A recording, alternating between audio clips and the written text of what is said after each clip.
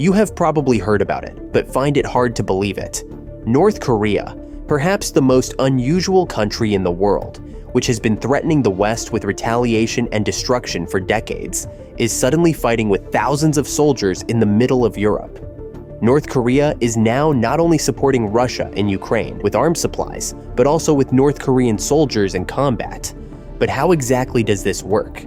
How do soldiers from the most isolated country in the world fight in a war fought with high-tech weapons? We have read many authorized reports on this subject, and in this video, we try to show you how North Korea is fighting in Europe today. And we can already tell you that it is something completely absurd. But let's start from the beginning. Are there North Korean soldiers in Ukraine right now? Yes, there are. It is now considered certain that the North Koreans are indeed fighting in Ukraine. According to Ukrainian President Zelensky, there are currently about 11,000 North Korean soldiers that Kim Jong-un has already sent to Ukraine in support of Russia. Several intelligence sources speculate that these 11,000 are just the first step. Kim Jong-un has reportedly stated that he wants to support Russia with a total of 100,000 troops. North Korea has nearly 1.3 million soldiers, more than almost any other army worldwide. So we now know that North Korea has a lot of soldiers and that about 10,000 of them are already deployed in Ukraine. But now we come to the most crucial question. Why are the North Koreans fighting in Ukraine? Or rather, what does Kim Jong-un gain by helping Putin so much? As unusual as it may sound, North Korea gets a lot from Putin and Russia. The countries have been close allies since this year. Putin has been supplying Kim Jong-un with essential goods such as oil, gas, and grain that keep North Korea's rather unstable economy going. That is why Kim needs Putin, because it is difficult for North Korea to survive on its own. The country's economy is in such bad shape that there have been repeated blackouts, crop failures, and significant famines in recent decades. However, not only Kim benefits from cooperation, Vladimir Putin also relies on North Korea's support for the war. Russia has already suffered heavy casualties in the war in Ukraine. More than 600,000 Russian soldiers have been killed or wounded so far.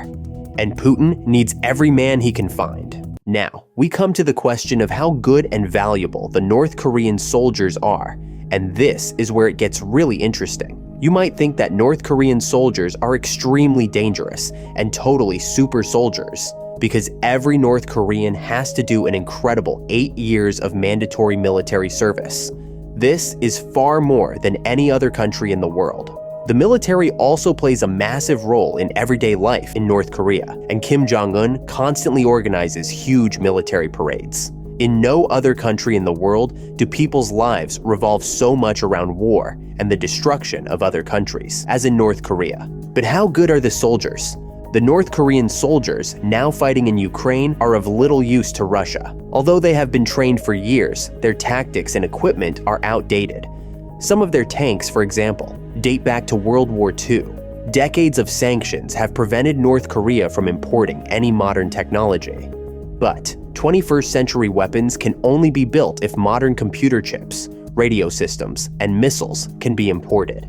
Not only is the equipment completely outdated, according to various reports, but North Korea is also unfamiliar with modern warfare because it has no contact with such situations. As a result, the training of its soldiers is not adapted to today's wars. When North Korea sent the first soldiers to Russia some time ago, it quickly became apparent that the soldiers were extremely poorly trained compared to their Russian counterparts. According to insiders, their skills are in no way comparable to those of other soldiers. However, this is not only due to outdated equipment and old-fashioned tactical training. The North Korean elite, the country's upper class, prevents its sons from being sent to war. The North Koreans now in Ukraine are mostly ordinary members of the working class.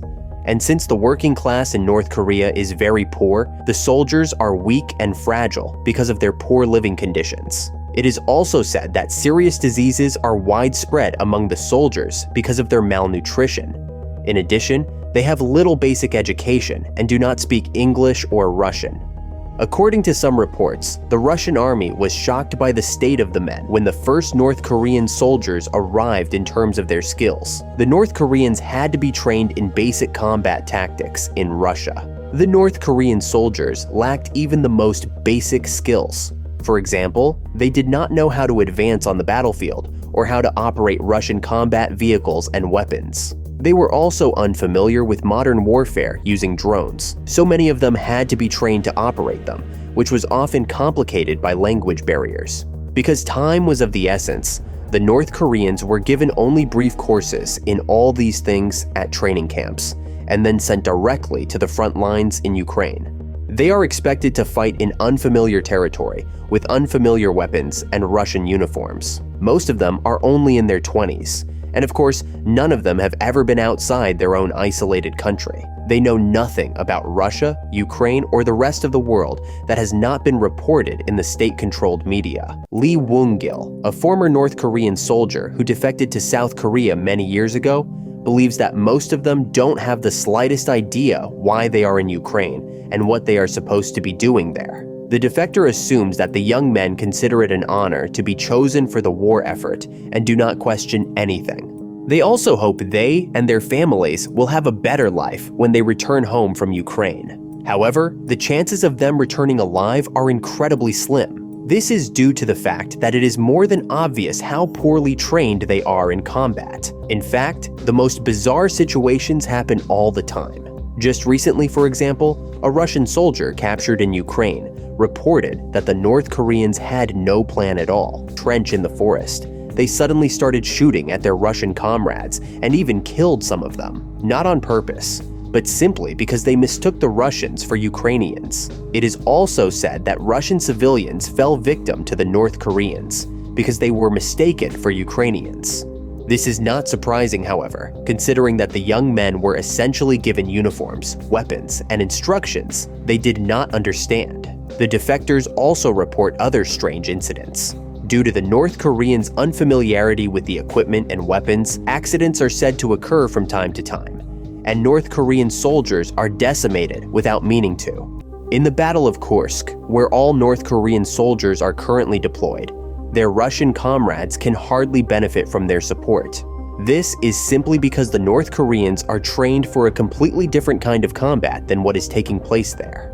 There, they fight with artillery, mortars, and drones, all things that North Korean soldiers are not familiar with. And so, they are more likely to create chaos than to help the Russians. Knowing all this, it should come as no surprise that hundreds of North Koreans have been killed in Ukraine in a short period of time. What is clear, however, is that the North Korean operation in Ukraine is chaotic and destructive, both for them and for the Russians. It is interesting to note how the conflict in Ukraine is discussed in North Korea. In the state media, journalists there never mention the war, so almost no North Koreans know that their own soldiers are currently fighting overseas. Experts speculate that Kim Jong-un deliberately keeps the mission secret because he realizes that North Korean soldiers are easy targets and doesn't want to discourage his people. Now that we know how the soldiers are doing in Ukraine, let's turn to the question: how is Russia actually using its new supporters? As we mentioned earlier, North Korean soldiers are currently fighting on the front lines. However, according to a US intelligence report, few soldiers are involved in the fighting. They are mainly providing logistical support to the Russians in Ukraine, such as securing supply routes for Russia or holding Russian positions. North Korean soldiers are also still very important to Putin as frontline fighters. Although many are poorly trained, their fighting spirit makes them useful in close combat, especially since they can be deployed in large numbers. But useful does not automatically mean successful. Fighting on the front line in Ukraine is still considered a sure death sentence. But the fact that many thousands of North Koreans will die there does not bother either Putin or Kim Jong-un. While Russia is happy to accept North Korean aid, even if it does not bring much, and thanks the dictator for his attitude, North Korea is satisfied with all the goods and merchandise that Russia sends to the country in return. Kim Jong-un, therefore, assured Putin that North Korea would always stand firmly by the side of its Russian comrades until the day of victory. And so, in addition to Ukrainians and Russians, Countless North Koreans are now dying in the conflict in Ukraine, all for the goals of a few leaders. What do you think about the deployment of North Korean troops in Ukraine? Tell us in the comments. We're curious.